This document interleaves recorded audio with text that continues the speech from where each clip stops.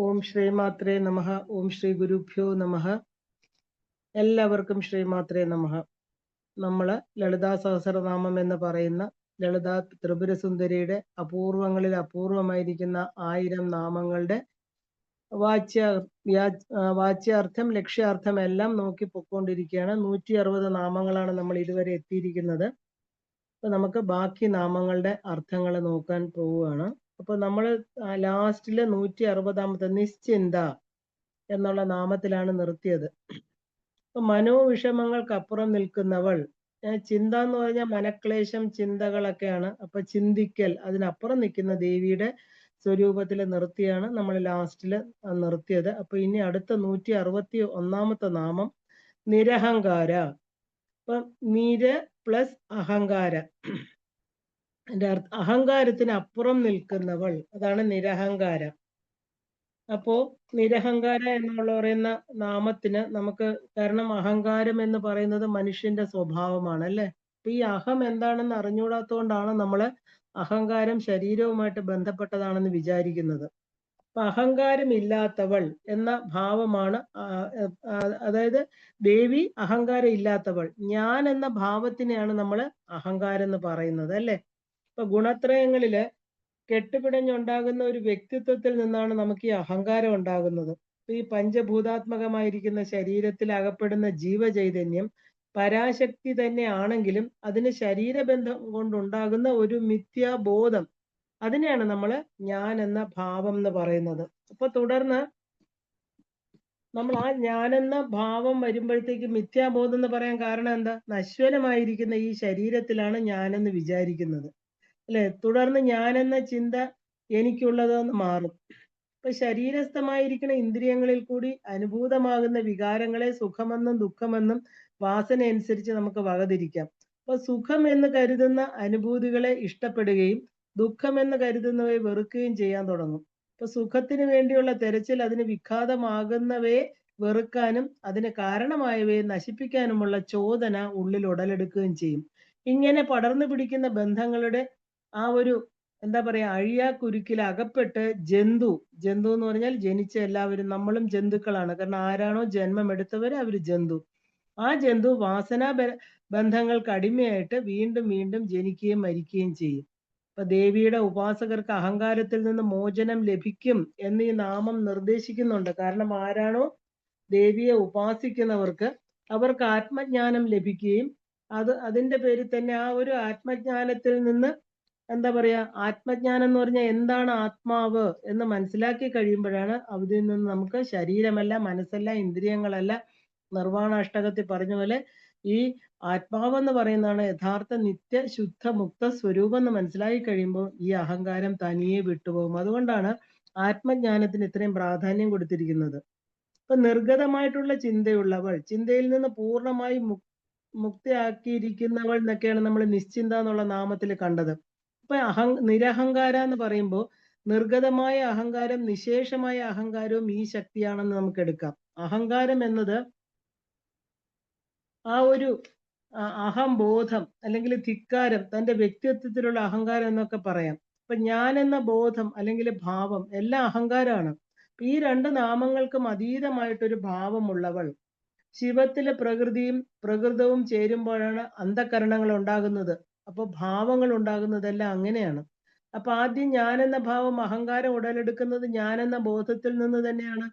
ത്രിഗുണങ്ങളെക്കാൾ ആ ഒരു ത്രിഗുണങ്ങൾ ഉള്ളപ്പോ ആ അഹന്തയെ നമുക്ക് മൂന്നായിട്ട് തിരിക്കാം. സാത്വിക അഹന്ത, രാജസിക അഹങ്കാരം, താമസിക അഹങ്കാരം, ഇങ്ങനെ 3 എണ്ണം ഉണ്ട്. അപ്പൊ വൈകാരിക തൈജസ ആ ഒരു എന്താ പറയാ ഉള്ള അഹങ്കാരങ്ങളെല്ലാം തന്നെ എന്താ പറയാ ഒരു വൈകാരിക അഹങ്കാരമായിട്ട് നമുക്ക് പറയാം. ഇപ്പൊ സാത്വിക അഹന്ത എന്നത് പ്രകൃതിയിലെ വികാരമായ ആ ഒരു മാത്സര്യത്തിൽ നിന്നാണ് ഉണ്ടാകുന്നത്. ഉദാഹരണത്തിന് ഒരാൾക്ക് നമുക്ക് ബുദ്ധി, കുലമഹിമ ഇവയിൽ വരുന്ന അഹങ്കാരമാണ്. പ്രകൃതമാണ് ഇതിന് ഹേതു ഇല്ലേ. ഇനി രജസിലുള്ള അഹങ്കാരാണെങ്കിൽ ശക്തി, സ്വാധീനം തുടങ്ങിയതിൽ അധിഷ്ഠാനമാവും ആ മോഹം ഉണ്ടാകുന്നത്. അപ്പൊ ദേഹവുമായിട്ടാണ് ഇതിന് ബന്ധം. ഇനി ഭൂതാദികളുമായിട്ടുള്ള അഹങ്കാരമാണ് താമസികം എന്ന് പറയുന്നത്. എന്താണ്? സ്വത്ത്, പണം, സമ്പാദ്യം, മമത്വം എല്ലാം ഇതിന്റെ കീഴിലാണ് വരുന്നത്. അപ്പൊ കാമമാണ് ഇതിന്റെ പ്രഭവസ്ഥാനം എന്ന് പറയാം. പ്രകൃതി കൊണ്ടും പ്രകൃതം കൊണ്ടും വന്നു ചേരുന്നതാണ് പഞ്ചവികാരങ്ങളിലെ ക്രോധവും ലോഭവും എല്ലാം. ഇതിൽ ആരുടെ കൂടെയും ചേരും. ഇപ്പൊ കാമത്തിന്റെ കൂടെ ക്രോധവും ലോഭവും എപ്പോഴും ചേരും, ഇല്ലേ? ഇപ്പൊ ശുദ്ധമായ ജീവാത്മാവില് ഈ 3 തരത്തിലുള്ള വികാരങ്ങൾ ഉണ്ടാകുമ്പോഴാണ് അറിയപ്പെടുന്ന വസ്തു, അറിയുന്ന ആൾ എന്ന ഭാവന ഉണ്ടാകുന്നത്. അപ്പൊ ഇവയൊന്നും ഏശാത്ത ഒരു മഹാശക്തിയാണ് ദേവി. അപ്പൊ അന്ധകരണങ്ങള്, പ്രകൃതി ഇന്ദ്രിയങ്ങള് ഇതെല്ലാം കൂടി ചേരുമ്പോഴാണ് വ്യക്തിക്ക് പ്രപഞ്ചത്തെ അറിയാൻ സാധിക്കുന്നത്, അല്ലേ? അതുകൊണ്ടാണ് പഞ്ചീകരണം എന്ന് പറയുന്നത്. നമ്മുടെ ശരീരം പഞ്ചഭൂത നിർമ്മിതമായ ശരീരം പഞ്ചഭൂതങ്ങളിലൂടെയാണ്, ഭൂതങ്ങളാൽ നിർമ്മിതമാണ്.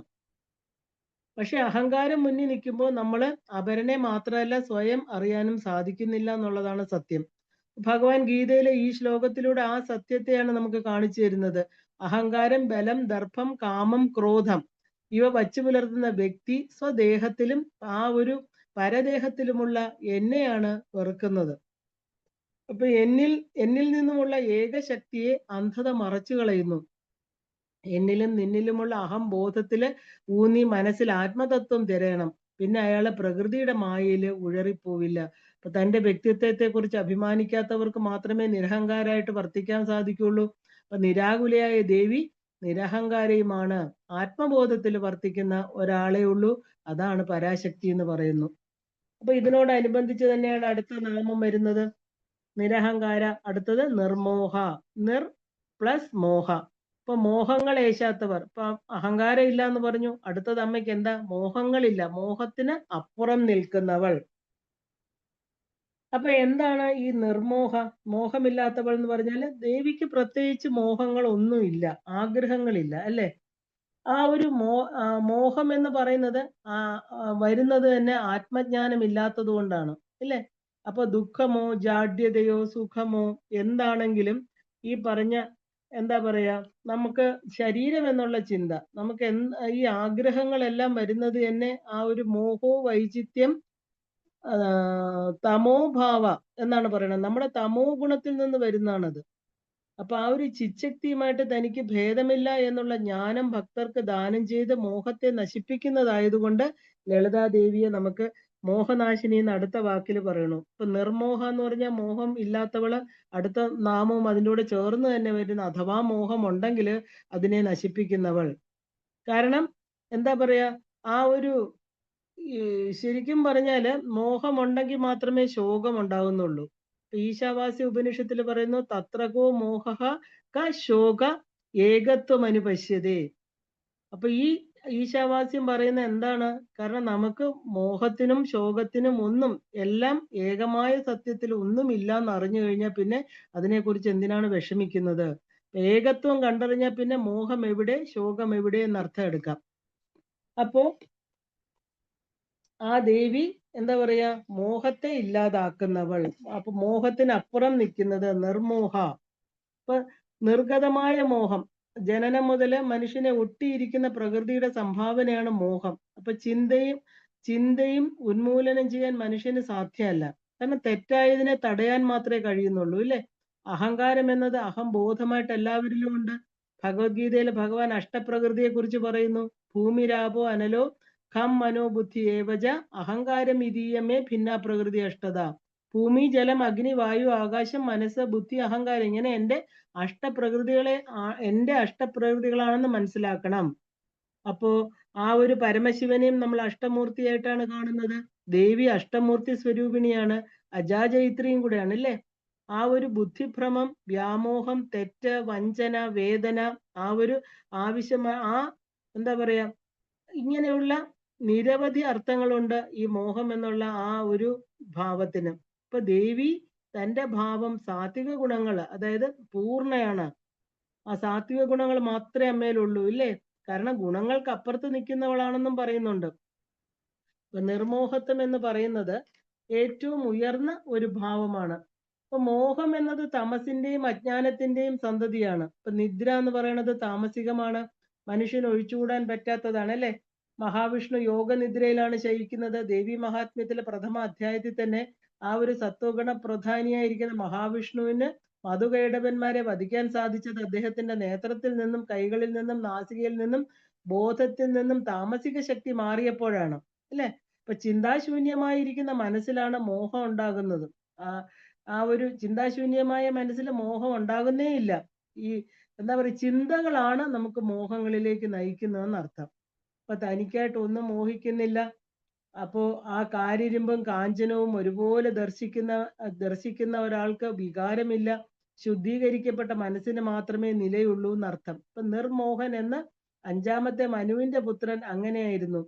അചഞ്ചലനായിരിക്കുന്ന ദേവീഭക്തനായിരുന്നു ആ രൈവതൻ എന്ന മനുപുത്രൻ. ആയിടയ്ക്കാണ് മോഹാസുരൻ തന്റെ ആ ഒരു സകല തമോ ഗുണങ്ങളോടും കൂടി എല്ലാവരെയും ആക്രമിക്കാൻ തുടങ്ങിയത്. ഈ മോഹാസുരന്റെ ജനനം നോക്കിയാല് ദീർഘകാലം സമാധിയിൽ ആണ്ടുപോയ മഹാദേവനെ വർത്തമാനകാലത്തിലേക്ക് കൊണ്ടുവരാൻ പാർവതി അണിഞ്ഞ രൂപമായിരുന്നു മോഹിനി രൂപം എന്ന് പറയുന്നത്. പരമശിവൻ തപസ് വിട്ടെങ്കിലും പാർവതി ദേവി ഉപേക്ഷിച്ച മോഹത്തിന്റെ രൂപം ഒരു അസുരനായിട്ട് തീരുകയും ആ അസുരനെയാണ് നമ്മൾ മോഹാസുരനായിട്ട് അറിയപ്പെട്ടതും. ഇപ്പം ആ ഒരു മന്ദിരയാണ് മോഹാസുരന്റെ പത്നി. അവൾക്ക് ഭർത്താവിന്റെ കുടിലത തിരിച്ചറിഞ്ഞ മന്ദിര തന്റെ ഭർത്താവിന്റെ ആയുസ്സിന് വേണ്ടിയും നേർച്ചയ്ക്ക് വേണ്ടിയും നേർച്ചകൾ കഴിക്കാൻ തുടങ്ങി. അപ്പൊ ആ ഒരു നിർമോഹനെ സമീപിക്കുകയും ചെയ്തു. ഇപ്പൊ എല്ലാം ശരിയാക്കാമെന്ന വാഗ്ദാനം കൊടുത്ത നിർമോഹൻ ദേവിയെ തപസ് ചെയ്യാൻ ആരംഭിച്ചു. അങ്ങനെ പ്രത്യക്ഷപ്പെട്ട ദേവിയോട് മോഹാസുരനെ നേർവഴിക്ക് നയിക്കാനുള്ള ഉപായം ആരാഞ്ഞു. ഇപ്പൊ നിർമോഹനാൽ ആരാധിക്കപ്പെട്ട ദേവി നിർമോഹ എന്ന നാമത്തിൽ കീർത്തിക്കപ്പെട്ടു.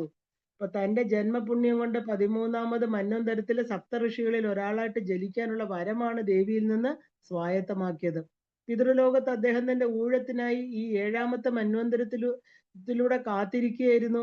13ാമത്തെ മന്വന്തരം കാത്തിരിക്കാൻ കാരണം അദ്ദേഹത്തിന്റെ സപ്തർഷി ആകണം എന്നുള്ള ആഗ്രഹം. 12ാമത്തെ മന്വന്തരം വരെയുള്ള സകല ഋഷികളും നിയോഗിക്കപ്പെട്ട് കഴിഞ്ഞിരുന്നു.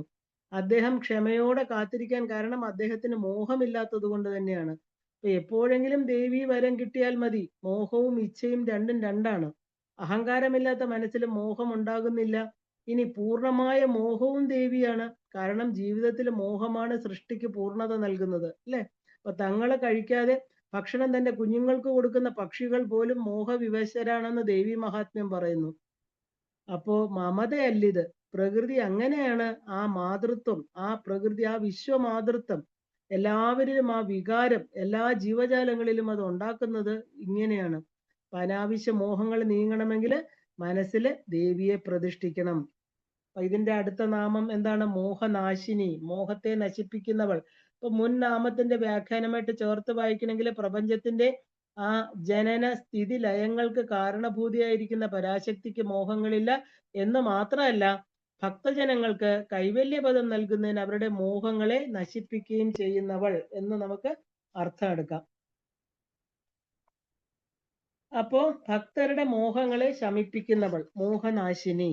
അപ്പൊ ആ ഒരു മോഹത്തെ അശനം ചെയ്യുന്ന ശക്തി. അപ്പൊ മോഹനാശിനി. ഇനി മോഹത്തെ നശിപ്പിക്കുന്നവൾ എന്ന് പറയുമ്പോൾ മോഹം ഇല്ലാതാക്കുന്നവൾ, മോഹത്തെ നശിപ്പിക്കുന്നു എന്ന് പറയാം, അല്ലെ?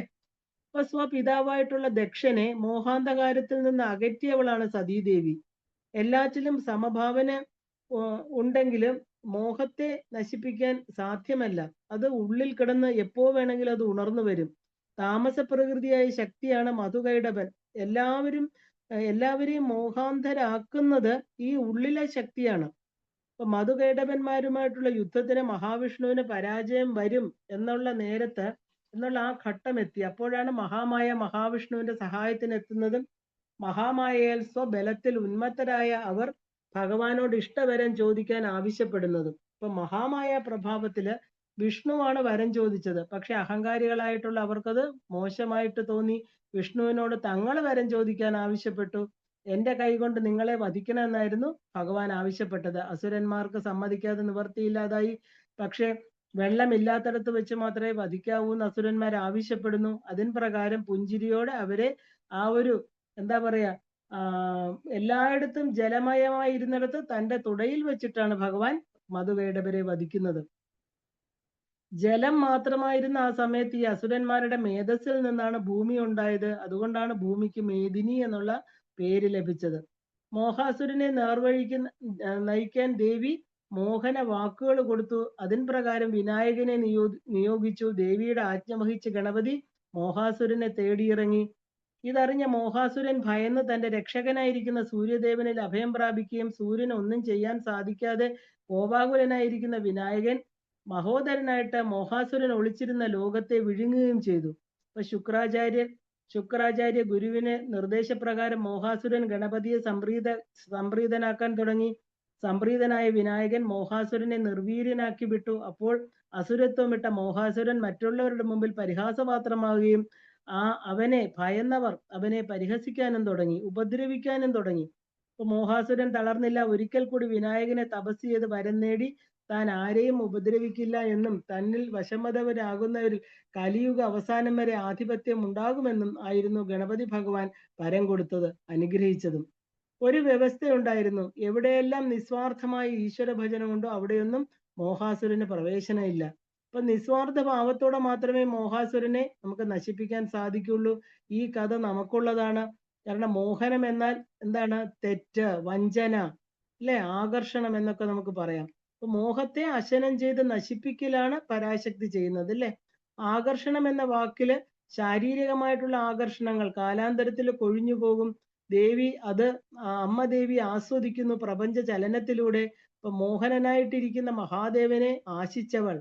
അപ്പൊ അങ്ങനെ കൊണ്ടാണ് ഈ പ്രപഞ്ചം ഉണ്ടായതെന്ന് പറയുന്നു. അപ്പോ നാശോന്മുഖമാകുന്ന മോഹങ്ങളെ വെടിഞ്ഞ് മോഹനാശിനിയാകുന്ന ദേവിയുടെ അനുഗ്രഹം വാങ്ങണം. അടുത്ത നാമം നിർമ്മമ. അടുത്ത വാക്കില് ആണ് ഏറ്റവും പ്രധാനപ്പെട്ട, അല്ലെ, മമത്വത്തെ കുറിച്ച് പറയുന്ന വാക്കാണ് നിർമ്മമ. എന്റേതെന്നുള്ള ഭാവമില്ലാത്തവൾ. മമ എന്നത് ആ ഒരു വിഭക്തി പ്രതിരൂപമായിരിക്കുന്ന അവ്യയ ശബ്ദമാണ്. അപ്പൊ എനിക്കുള്ളത്, എന്റേത് എന്നർത്ഥം. അപ്പൊ എന്നിൽ നിന്ന് വേറെ ആയിട്ട് പലതുണ്ടോ എന്നുള്ള ബോധത്തിൽ നിന്നാണ് ഞാനെന്നും എനിക്കുള്ളതെന്നുമുള്ള ചിന്ത ഉണ്ടാകുന്നത്, അല്ലെ. അപ്പൊ ഈ ഭേദബുദ്ധി അജ്ഞാനത്തിൽ നിന്നുണ്ടാകുന്നു. അപ്പൊ അനന്തമായിരിക്കുന്ന ഈ പ്രപഞ്ചത്തിലെ എല്ലാ പ്രതിഭാസങ്ങളും ദേവി തന്നെയാണ്. ആ ഒരു എന്താ പറയാ, ദേവി തന്നെ. ആ ഒരു ക്രമത്തില് ദേവിയിൽ നിന്ന് വേറെ ആയിട്ട് ഒന്നും തന്നെ ഇല്ല. അതുകൊണ്ട് എന്റേതെന്ന ഭാവം ദേവിക്കില്ല. ഭക്തന്മാരില് ആ ഒരു നിർമ്മമത്വം ഉണ്ടാക്കുന്നവൾ എന്ന് വേണമെങ്കിൽ നമുക്കിതിന് അർത്ഥം എടുക്കാം. അപ്പോ നിർമ്മമ, നിർ പ്ലസ് മമ, എന്റേത് നിന്റേത്. ഈ വ്യത്യാസത്തില് എന്താ പറയാ, നമ്മള് ഓരോന്നിനെയും തിരിക്കുന്നു, അല്ലെ. ഇവിടെ സത്യത്തിൽ നോക്കുകയാണെങ്കിൽ എല്ലാം ആരുടെയാണ്? അമ്മയുടെയാണ്, അല്ലെ. ഈ പ്രപഞ്ചം എന്ന് പറയുന്ന ഭൂമിയും ഇവിടെ കാണപ്പെടുന്ന എല്ലാ വസ്തുക്കളും ദേവിയുടെയാണ്. അപ്പോ നിർഗതമായ മമത്തോടു കൂടിയവളാണ് നിർമ്മമ. ഇപ്പൊ നിസ്വാർത്ഥയായവൾ, ഞാൻ എന്ന ഭാവങ്ങൾ ഇല്ലാത്തവൾ എന്നൊക്കെ നമുക്ക് അർത്ഥം എടുക്കാം. ഈ ആ ഒരു മമത്വത്തെ ഇംഗ്ലീഷ് ഭാഷയില് പൊസസീവ്നെസ് എന്നാണ് നമ്മൾ പറയുന്നത്, അല്ലെ. മൈൻ, എന്റേത്, ഞാൻ, എനിക്ക് എന്നുള്ള ചിന്തയാണ് നമ്മളെ ഭരിക്കുന്നതും നയിക്കുന്നതും എല്ലാം. ഇവയില്ലെങ്കിൽ പിന്നെ ആ ഒരു സാധനങ്ങൾ ഒന്നും കൂടാതെ തന്നെ പരമമായിട്ടുള്ള ലക്ഷ്യത്തിൽ നമുക്ക് എത്തിച്ചേരാൻ സാധിക്കും. നാം അറിയാതെ വന്നു ചേരുന്നതാണ് മമത്വം. പിന്നെ അത് സ്വതസിദ്ധമായിട്ട് നമ്മളെ ബാധിക്കും. ജീവിതത്തിലെ എല്ലാ ദുഃഖങ്ങൾക്കും പ്രധാന കാരണമാണിത്. ഇത് തീണ്ടിയിട്ടില്ലാത്ത ശക്തിയാണ് ദേവി. അതുകൊണ്ട് തന്നെ ദേവി സൃഷ്ടിച്ചത് ഈ പ്രപഞ്ചം പോലും ഒരിക്കല് ഇല്ലാതായിട്ട് തീരും എന്ന് പറയുന്നത്. അപ്പൊ ദേവിക്ക് ഒന്നിനോടും മമത്വമില്ല. അപ്പൊ ദേവി തന്റെ സൃഷ്ടിച്ച പ്രകൃതിയെ പ്രളയത്തിൽ ഇല്ലാതാക്കുന്നത് ഈ നിർമ്മമത്വം കൊണ്ടാണ്. ദേവി സ്വയം പ്രകൃതി ആയതുകൊണ്ടാണ് ഞാൻ എന്റേത് എന്ന ചിന്ത ഇല്ലാതിരിക്കുന്നത്. തന്റെ മക്കൾക്ക് വേണ്ടി പ്രകൃതി നിർമ്മിതമായിരിക്കുന്നു. അണുവും ബ്രഹ്മാവും ഒരുപോലെയാണ് ദേവിക്ക്. ഇനി ജീവികളിലെ മമത്വത്തിന്റെ ആ ഏറ്റക്കുറച്ചിലുകള് ഉണ്ടാക്കുന്നതും ദേവി തന്നെയാണ്. അമ്മയും കുഞ്ഞും എന്ന ഉദാഹരണം തന്നെ. ഒരു പറക്കമറ്റാത്ത കുഞ്ഞിന് ഏതായാലും അമ്മയുടെ സ്നേഹവും കരുതലും വാത്സല്യവും വേണം, ഇല്ലേ. രണ്ടും മമത്വത്തിലാണെങ്കിലും അത് വല്ലാതെ കൂടിയ മനുഷ്യന് അത് അവനെ തന്നെ ഹനിക്കുന്നു. അപ്പൊ ഭഗവാൻ പറയുന്നു, ആ ഒരു അർജുനനോട് പറയുന്നു, അല്ലയോ അർജുന, ഏതൊരു വ്യക്തിയാണോ കാമങ്ങളെ പരിത്യജിച്ചുകൊണ്ട് നിഷ്കാമനായിട്ടും നിർമ്മമനായിട്ടും അഹങ്കാരമില്ലാത്തവനുമായിട്ട് വർത്തിക്കുന്നു, അവൻ ലോകത്തിൽ ശാന്തിയെ പ്രാപിക്കുന്നു. അപ്പൊ എല്ലാ മനുഷ്യന്റെയും ആന്തരികമായ ലക്ഷ്യം എന്താണ്? ശാന്തി തന്നെയാണ്, ഇല്ലേ. അപ്പൊ അടുത്ത നാമം ഇതിനോട് ചേർന്ന് വായിക്കണം. മമതാഹന്ത്രി. ആ ഒരു മമത്വത്തെ അല്ലെങ്കിൽ മമതയെ ഹനിക്കുന്നവൾ. അപ്പൊ ഈ നേരത്തെ പറഞ്ഞ നാമത്തിൽ തന്നെ ഇതിന്റെ വ്യാഖ്യാനമുണ്ട്, ഇല്ലേ. ഭക്തരുടെ മനസ്സിൽ നിന്ന് അജ്ഞാനത്തെ നീക്കി മമത്വ ബോധത്തെ ഇല്ലാതാക്കുന്നവൾ.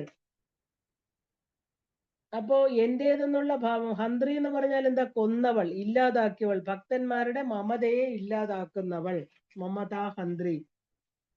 അപ്പൊ മമതയ്ക്ക് ഹന്താവായിട്ടുള്ളവൾ മമതാ ഹന്ത്രി. കഴിഞ്ഞ നാമം നമുക്ക് നിർമ്മമയാണെങ്കിൽ എത്ര ജന്മം സംസാരിച്ചാലും തീരാത്ത രണ്ട് വാക്കുകളാണ് മമതയും മമത്വവും എന്ന് പറയുന്നത്. ദേവി മഹാത്മ്യത്തിലെ നിർമ്മമ, മമതാ ഹന്ത്രി എന്നുള്ള രണ്ട് വാക്കുകൾ പൂർണ്ണമായ ജ്ഞാനത്തിൽ എത്തിക്കുന്നതാണ് ലളിതാ സഹസ്രനാമത്തിലെ 1000 നാമങ്ങളും. കാരണം മമത്വം ഉള്ളിടത്ത് മമത ഉണ്ടാകും, ഇല്ല? ഈ ഒരൊറ്റ വികാരമാണ് മനുഷ്യരാശിയെ നശിപ്പിക്കുന്നത്. മമത്വം ഉള്ളിടത്താണ് മമത. ഇതൊന്നുമില്ലാത്ത ദേവീ സ്വരൂപമാണ് മനുഷ്യന്റെ മമത്വത്തെ ഹനിക്കുന്നത്. അതുകൊണ്ടാണ് കൈലാസത്തിലെ പുൽക്കൊടി പോലും ശിവസമാനമായിട്ടിരിക്കുന്നതെന്ന് പറയാറുണ്ട്. അപ്പം മമതയെ ഹനിക്കുന്നത് സ്വയം നിയന്ത്രണ വിധേയമാക്കിക്കൊണ്ടാണ് ജീവിതം എന്ന ആ ഒരു മഹാനദിയിലെ ചുഴിയാണ് മമത്വം. ഗർത്തമാകട്ടെ മോഹമാണ്. അപ്പൊ നിർമ്മമരായിരിക്കുന്ന ആളുകളോട് ഇടപെടുമ്പോൾ നമ്മളിലും ആ വികാരം ഉടലെടുക്കും. മനുഷ്യന്റെ മാത്രം സ്വഭാവമാണിത്. ജലം അത് ഉൾക്കൊള്ളുന്ന പാത്രത്തിന്റെ ആകൃതി സ്വീകരിക്കുന്ന പോലെ മനുഷ്യൻ എല്ലാ സാഹചര്യങ്ങളോടും പൊരുത്തപ്പെട്ടു പോകും. ഉള്ളിലെ ആ ഒരു സ്ഥായിയായ ഭാവത്തിന് മാറ്റം വരാതിരിക്കണമെങ്കിൽ നിരന്തരമായിട്ട് സത്സംഗം ആവശ്യമാണ്. ഇവിടെ മമതാസുരന്റെ കഥയും കൂടി നോക്കാം. കാരണം ഒരിക്കൽ പ്രകൃതിയോട് അതിരറ്റ സ്നേഹമുണ്ടായിരുന്ന പാർവതി ദേവിയുടെ ഭാവത്തിൽ നിന്ന് ഭൂജാതനായ ചൈതന്യത്തെ മമം എന്ന് വിളിച്ചു. താൻ ആരാണെന്ന് ചോദിച്ചപ്പോൾ മമ എന്നാണ് ദേവി ഉത്തരം കൊടുത്തത്. തന്റെ ജോലി എന്താണ് എന്നതിന് കലിയുഗ അന്ത്യം വരെ വാത്സല്യത്തിന്റെ അധിപനായിരിക്കണമെന്ന് ദേവി നിർദ്ദേശിച്ചു. അപ്പൊ അതിന് സിദ്ധികളും സാധനയും ആവശ്യമാണെന്നും അത് നേടാൻ ഗണപതി ഭഗവാനെ തപസ് ചെയ്ത് പ്രീതിപ്പെടുത്തണമെന്ന് അനുഗ്രഹിച്ച് മമത്തെ യാത്രയാക്കി. അപ്പൊ സൃഷ്ടിച്ച തന്നെ പൂജിക്കേണ്ട എന്ന് ദേവി കരുതുമായിരിക്കും. മമം പോകുന്ന വഴി ശംഭാസുരനെ കണ്ടുമുട്ടി. ഒരു ശമ്പരത്തെ ശിക്ഷണത്തിലേക്ക് പോയ മമം അവന്റെ ആസുരിക ഭാവങ്ങൾ ഉണർന്ന് സകലതിനെയും അന്യോന്യം ആ ഒരു മമതയിൽ ആഴ്ത്തി നശിപ്പിക്കാനുള്ള കഴിവുള്ള മമം മമതാസുരൻ എന്ന് അറിയപ്പെടുന്നു. അപ്പൊ തുടർന്ന് ശമ്പരപുത്രിയായിരിക്കുന്ന മോഹിനിയെ വിവാഹം ചെയ്ത് പാതാളത്തിന്റെ അധിപതിയായി തീർന്നു. അങ്ങനെ കഴിഞ്ഞപ്പോ പാതാളത്തിൽ മാത്രം പോരാ, മറ്റുള്ള ലോകങ്ങളെ കൂടി കീഴടക്കണമെന്ന് ആഗ്രഹം ഉണ്ടായി. ശുക്രാചാര്യ ഗുരുവിന്റെ നിർദ്ദേശപ്രകാരം ഗണപതിയെ തന്നെ തപസ് ചെയ്ത് പ്രീതിപ്പെടുത്താൻ തീരുമാനിച്ചു. ഉഗ്ര തപസ്സിനൊടുവിൽ മഹാഗണപതി പ്രത്യക്ഷമായി. താൻ ആരോട് യുദ്ധം ചെയ്യുന്നോ വിജയം തനിക്കായിരിക്കണമെന്ന് വരം ഗണപതി രണ്ടാമതൊരു ചിന്തയില്ലാതെ നൽകുകയും ചെയ്തു. ഇപ്പൊ മമതാസുരൻ അത്യന്തം ഭീകരനും ആ ഒരു എന്താ പറയാ മറ്റു ലോകങ്ങളില് എല്ലാം തന്നെ അധിപതിയായിട്ട് തീരുകയും ചെയ്തു. ഇപ്പൊ ത്രിമൂർത്തികൾക്ക് പോലും അമ്പരന്ന് പോയി. കാരണം തന്റെ കർമ്മം ഓർത്ത് ദുഃഖിച്ച ഗണപതിയോട് പരാശക്തി ആവശ്യപ്പെട്ടു. പരാശക്തിയാകുന്ന തന്റെ അമ്മ ഗണപതിക്ക് നിർദ്ദേശം കൊടുക്കുകയാണ്. ദുഃഖിക്കേണ്ട, അവൻ ചെയ്യുന്ന കർമ്മങ്ങള് വിഘ്നം വരുത്തിയാൽ മതി, അയാൾ പരാജിതനായിക്കൊള്ളും. അങ്ങനെ മഹാവിഘ്ന രാജാവായ ഭഗവാൻ മമതാസുരന്റെ എല്ലാ കർമ്മങ്ങളിലും വിഘ്നം വരുത്തി തുടങ്ങി. അതാണ് ഗണപതിമാരിലെ 7ാമത്തെ വിഘ്നരാജ അവതാരം എന്ന് പറയുന്നത്. ആദിശേഷനാണ് ഇതിൽ ഗണപതിയുടെ വാഹനം. ആശാപാശങ്ങളാണ് പാമ്പിന്റെ പ്രതീകമായിട്ട് ഇരിക്കുന്നത്. വിഘ്നങ്ങൾ കൊണ്ട് പൊറുതിമുട്ടിയ മമതാസുരൻ പാർവതി ദേവിയെ സമീപിച്ചു. അപ്പോഴാണ് കയ്യില് കരിമ്പ് വില്ലുമായി ദേവിയുടെ ആ ഒരു മന്ത്രിണീ ഭാവം ഉരുത്തിരിഞ്ഞത്. തന്റെ കരിമ്പ് വില്ലിനാൽ പ്രഹരിച്ച് തന്റെ നിർദ്ദേശം കേൾക്കാത്തതിൽ ക്രോധത്തോടെ അവന്റെ ആസുരിക വൃത്തികളെ ഇല്ലാതാക്കി. ഗണപതിയോട് മാപ്പ് അപേക്ഷിക്കാൻ അയച്ചു. അങ്ങനെ മമതാസുരൻ ഇന്നത്തെ ഭാവത്തിൽ എത്തിച്ചേരുകയും ചെയ്തു. അപ്പൊ നമ്മുടെ മമത്വത്തിന് കടിഞ്ഞാണിട്ടാൽ മാത്രമേ മമത്വം മഹനീയമായിട്ട് തീരും. ഇല്ലെങ്കിലോ അത് തന്നെ നാശത്തിലേക്ക് കാരണമാകുമെന്ന് ഈ കഥ നമ്മൾ പഠിപ്പിക്കുന്നു, അല്ലേ? അപ്പൊ നല്ല പെരുമാറ്റവും ചിന്തയും പ്രവൃത്തിയും കൊണ്ട് മറ്റുള്ളവരുടെ മമത നേടിയെടുക്കുന്ന വ്യക്തി നമ്മെ കൊണ്ടും ദേവിയോടുള്ള ആ ഒരു അചഞ്ചല ഭക്തിക്ക് മുമ്പ് എന്തിനാടാണോ മമത്വം ഉണ്ടായിരുന്നത് അതെല്ലാം വിട്ട് കാലക്രമേണ ദേവിയിൽ മാത്രം മമതയുള്ളവരായിട്ട് തീരും, ഉറപ്പാണ്. അങ്ങനെയാണ് മമതാഹന്ത്രിയായ ദേവി ഭക്തരെ അനുഗ്രഹിക്കുന്നത്. മമതാഹന്ത്രി എന്ന് പറഞ്ഞാൽ അതിന്റെ അടുത്ത നാമം ഇതിനോട് തന്നെ ചേർന്ന് വരുന്നു. കാരണം മമത്വം പാപങ്ങൾ ഉണ്ടാക്കും, പാപങ്ങൾ ചെയ്യാൻ പ്രേരിപ്പിക്കും, അല്ലേ? അപ്പൊ മമതാഹന്ത്രിയായ ദേവി എന്താണ്? നിഷ്പാപ പാപനാശിനി, പാപമില്ലാത്തവൾ, അല്ലെ? ഈ അർത്ഥത്തിൽ വിശദീകരണം ആവശ്യമില്ല. കാരണം ദേവിക്ക് പാപം ഉണ്ടാകാൻ ഇടയില്ല, അത് വളരെ വ്യക്തമാണ്. അപ്പൊ ഭക്തരുടെ പാപങ്ങളെ നശിപ്പിക്കുന്നവൾ എന്നുള്ള വ്യാഖ്യാനം എടുക്കണം നമ്മൾ. ഈ രണ്ട് നാമങ്ങൾക്കും ഇത് യോജിക്കും. കാരണം ആ ഒരു എന്താ പറയാ മേരുപർവ്വതം പോലെ കുന്നുകൂടിയ പാപങ്ങള് കാത്യായനി ദേവിയെ സ്മരിക്കുന്ന മാത്രയിൽ നശിക്കണമെന്ന് പറയാറുണ്ട്. കാരണം ദുർഗയെ അർച്ചിക്കുന്ന വ്യക്തിയില് മഹാപാപ സംഭവങ്ങളായ ദോഷങ്ങള് ആ ഒരു താമരയിലയിലെ ജലം പോലെ വറ്റിപ്പോകുന്നു എന്ന് പത്മപുരാണവും പറയണു. അപ്പൊ ഈ എപ്പോഴാണോ ദേവിയെ സ്മരിക്കുന്നത് അപ്പൊ തന്നെ ഈ പാപങ്ങളെല്ലാം ഇല്ലാതായിട്ട് തീരുന്നു. അപ്പോ ആ ഒരു ഈ എന്താ പറയാ നിഷ്പാപ നിർഗതമായ ഉള്ളത് നിഷ്പാപ. എന്താണ് പാപം എന്ന് നമ്മൾ അറിയണം. ആത്മാവിനെ സത്കർമ്മങ്ങളിൽ നിന്ന് അകറ്റി നിർത്തുന്ന എന്തൊക്കെയാണോ അതെല്ലാം പാപങ്ങളാണ്. പ്രകൃതിയുടെ ആ ഒരു സ്ഥിതിക്ക് എതിരെ ചെയ്യുന്നതെല്ലാം പാപങ്ങളാണ്. മറ്റുള്ളവർക്ക് ദോഷം വരുത്തുന്നതാണ് ഏറ്റവും വലിയ പാപം, ഇല്ലേ? അതിന്റെ അളവ് നമുക്ക് പറയാൻ പറ്റില്ല. കാരണം ഇതിന്റെ അളവ് നിശ്ചയിക്കുന്നത് ആരാണ്? സാക്ഷാൽ ഭഗവാൻ, ഇല്ലേ? ആ അധർമ്മം എന്നതില് പാപങ്ങള്, കൊടിയ പാപങ്ങള് എന്നൊക്കെ ഉണ്ട്. അപ്പൊ ഇതിൽ നിന്നെല്ലാം മുക്തിയായവളാണ് നിഷ്പാപ. അപ്പൊ എങ്ങനെയാണ് പാപവിമുക്തി കൈവരിക്കേണ്ടതെന്ന് ഭഗവത്ഗീതയിൽ ഭഗവാൻ പറയുന്നുണ്ട്. ആഗ്രഹങ്ങളില്ലാത്ത മനസ്സിനെ നിയന്ത്രണ വിധേയമാക്കി സർവ ആധിപത്യങ്ങളും നിശേഷം കൈവിട്ടുകൊണ്ട് ശരീരത്തിന്റെ നിലനിൽപ്പിന് കർമ്മം ചെയ്യുന്നവനെ പാപം ബാധിക്കില്ല. അപ്പൊ അവനില് പാപവാസന ഉണ്ടാവില്ല എന്നൊരർത്ഥം എടുക്കാം. ഇപ്പൊ നൈമിത്തികമായിട്ടുള്ള പാപങ്ങളിലൂടെ എല്ലാ വ്യക്തികളും കടന്നുപോയിക്കൊണ്ടിരിക്കുകയാണ്, നമ്മൾ അറിയുന്നില്ലെന്ന് മാത്രം. പക്ഷെ ആസക്തിയുടെ മനസ്സാണ് പാപത്തിന് കാരണം. പ്രധാന കാരണം എന്താണ്? ആഗ്രഹങ്ങൾ തന്നെയാണ്. അപ്പൊ ആഗ്രഹങ്ങളെ കടിഞ്ഞാണിടുകയാണ് സാധകൻ ചെയ്യേണ്ടത്. നദിയുടെ പ്രകൃതം ഒഴുകുക എന്നതാണ്. ആർക്കും ഒരു ദോഷവും ചിന്തിച്ചിട്ടല്ല അത് ഒഴുകുന്നത്. അതിലൊരു മനുഷ്യനോ മൃഗത്തിനോ വീണ് മരിച്ചാല് ആ പാപം നദിയെ സ്പർശിക്കുന്നില്ല, ഇല്ലേ? ഗംഗാമാതാവ് നിത്യപുണ്യായിട്ടിരിക്കാൻ കാരണം ഇതാണ്. അപ്പോ സമഭാവനയും കാരുണ്യവുമുള്ള നിഷ്പാപയായിരിക്കുന്ന ദേവിക്ക് ഭജിക്കുമ്പോൾ സാധകനും പാപവാസന കുറയുന്നു. കർമ്മഫലം നോക്കാതെ എന്ത് ചെയ്യുന്നതിലും പൂർണ്ണമായി മനസ്സർപ്പിച്ച് ചെയ്യുക. വിധിപൂർവം അനുഷ്ഠാനപൂർവം ഫലത്തിൽ ആശങ്കയില്ലാത്ത ഭാവമാണ് ദേവിയുടേത്. അപ്പോ ആ ഒരു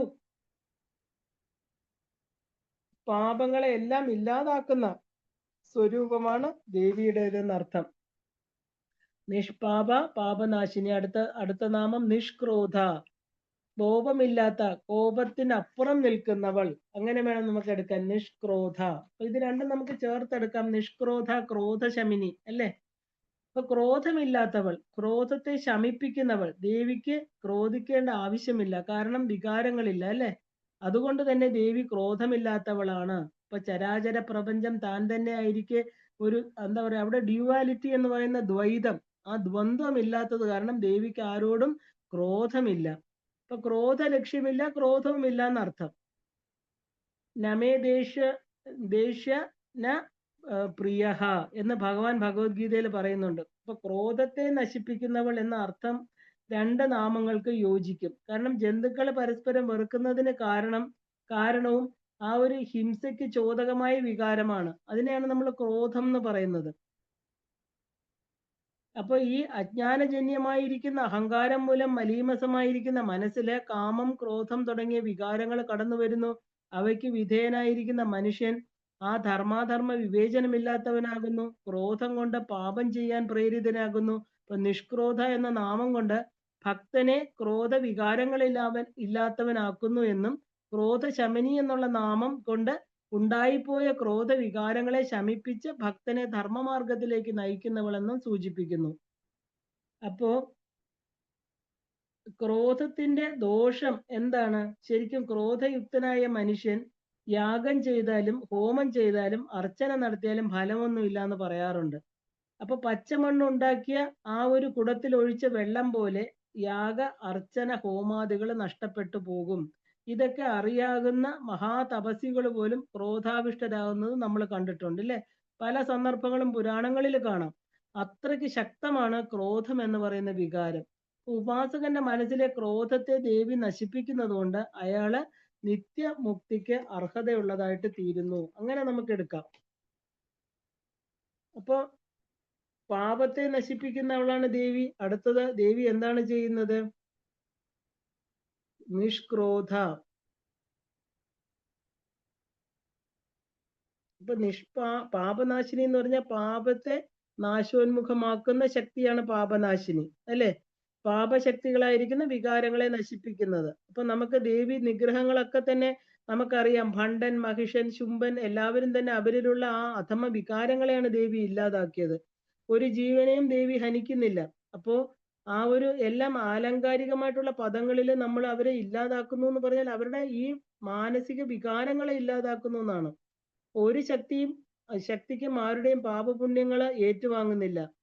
അപ്പൊ ദൈവം ഒരാളുടെയും പുണ്യപാപങ്ങളെ സ്വീകരിക്കുന്നില്ല. ജ്ഞാനം അജ്ഞാനം കൊണ്ട് മറയ്ക്കപ്പെട്ടിരിക്കുന്നു എന്ന് ഗീതാ ശ്ലോകം പറയുന്നുണ്ട്. അപ്പൊ ജീവികള് മോഹത്തിൽ ആണ്ടുപോകുന്നത് അതുകൊണ്ടാണ്, അല്ലെ? വളരെ വ്യക്തമായിട്ട് നമ്മളത് മനസ്സിലാക്കണം. കാരണം ഒരു ശക്തിക്കും ആകാരം കൊണ്ട് ഒന്നിനെ നശിപ്പിക്കാനോ പരിപോഷിക്കാനോ വരില്ല. കാരണം ആ ഒരു ആത്മവിചിന്തനത്തിലൂടെ ഭൂമിയുടെ സ്വത്വത്തെ തിരിച്ചറിയുന്ന പ്രാണന് പാപം ഏശുന്നില്ല എന്ന് പറയാറുണ്ട്. അജ്ഞാനമാകുന്ന പാപത്തെ എങ്ങനെ നശിപ്പിക്കണമെന്ന് സ്വത്വത്തിലേക്ക് ഗമിക്കുന്ന ആത്മാവ് പാപത്തെ നശിപ്പിക്കും. സ്വന്തം നിലനിൽപ്പിന് വേണ്ടി മറ്റുള്ളവയെ കൊല്ലുന്ന മൃഗങ്ങൾക്കൊന്നും പാപമില്ല. കാരണം അവയുടെ സ്വത്വം, വ്യക്തിത്വം എന്നാൽ അതാണ്. മനുഷ്യന്റേത് ധർമ്മമാണ്, ഇല്ലേ? ധർമ്മഭക്തികളിലൂടെ മനുഷ്യൻ ശുദ്ധമാകുന്നു.